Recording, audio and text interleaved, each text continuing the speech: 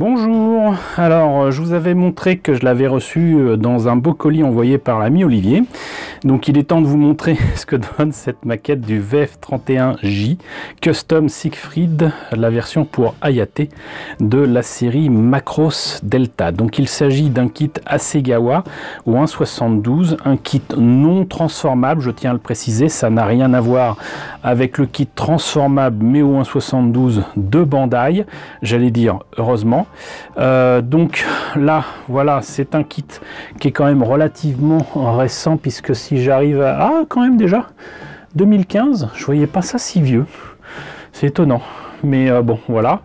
Le problème c'est qu'apparemment je ne peux pas trouver, là il y a une espèce il y a longtemps que j'avais pas vu ça, c'est, vous savez, les antivols. J'ai tenté de l'enlever. Alors je pense qu'en fait là c'est le prix, ça doit être 4000 yens. Donc ça veut dire qu'au Japon c'était quand même vendu dans les 37, 38 euros hein, quand même. Voilà. Ah, par contre là je vois quand même écrit 2020 Hasegawa Corporation. Donc je pensais, non sincèrement je pense pas que Macross Delta date de 2015. Mais bon, donc je peux très bien me tromper. Mais voilà donc pour ce kit, donc là avec le résultat monté et peint, voilà, et il peut tenir avec le fameux socle d'Hasegawa qui peut tenir en fait toutes les Valkyries ou 1.72 non transformables de leur collection. Voilà donc des images toujours timbre-poste de la série. Si vous arrivez à voir quoi que ce soit, c'est que vous avez une bonne vue.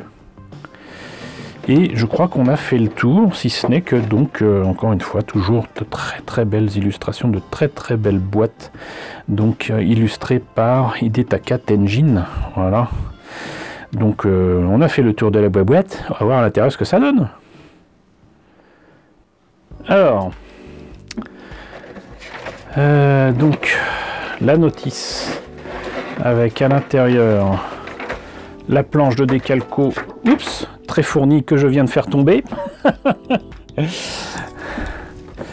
Voilà, parce que vous l'avez vu, il y a quand même pas mal de marquages, mais en plus de bandes, j'allais dire colorées, mais il y a surtout du noir, du blanc, un petit peu de rouge et du bleu. C'est quelque chose, là, pour le coup, là, avec tout ce qu'il y a dessus, je me risquerai pas à faire ça avec des pochoirs ou du masquage.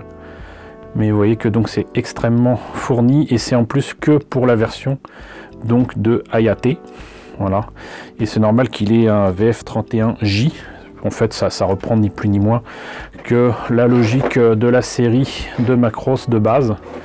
Voilà, Hayate étant le héros, c'est un peu le Hikaru Ichijo de Macross Delta quoi. Ici donc les pièces en présence, vous voyez qu'il y en a beaucoup. Le peu à retirer en fait, c'est supposé être la figurine de la petite là, je sais plus comment elle s'appelle, et la tête optionnelle pour Hayate. On pouvait le mettre soit avec le casque, soit avec ses cheveux en bataille. Je ne sais pas pourquoi, visiblement, alors que l'option est là.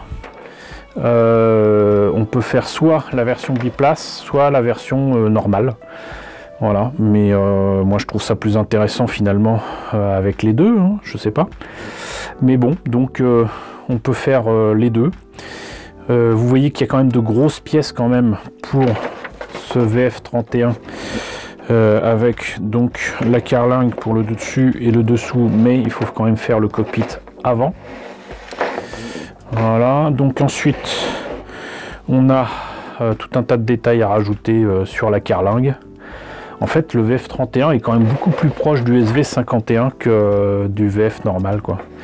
Là on a, je pense, la tête. Alors c'est assez étonnant parce que c'est pas une tête j'allais dire de VF1J, ça ressemble plus à VF1A parce qu'il n'a qu'un seul canon. Et là j'imagine que ça c'est les armes, peut-être les bras.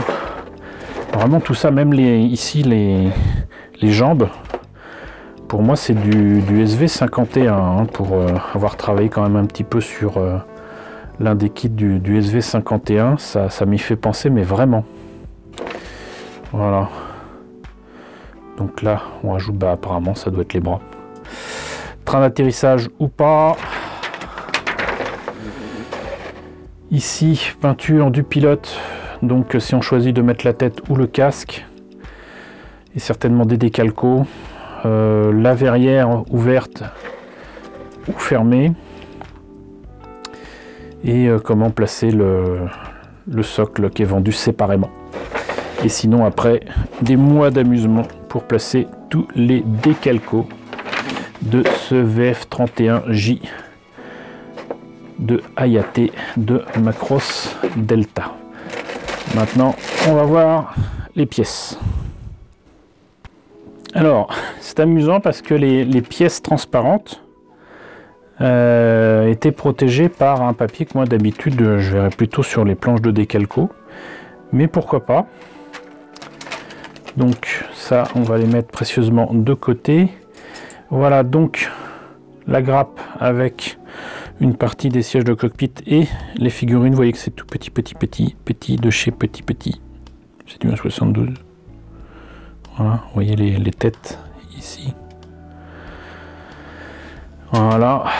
Ici donc deux grappes identiques pour essentiellement les pieds, les tuyères. Hop. Ça donc armes et bras a priori. Là donc la tête de ce VF31. Voilà. Ici le haut du fuselage. Alors vous voyez que c'est discret, mais c'est là, il y a les détails. Voilà, comme d'habitude. Toujours très beau.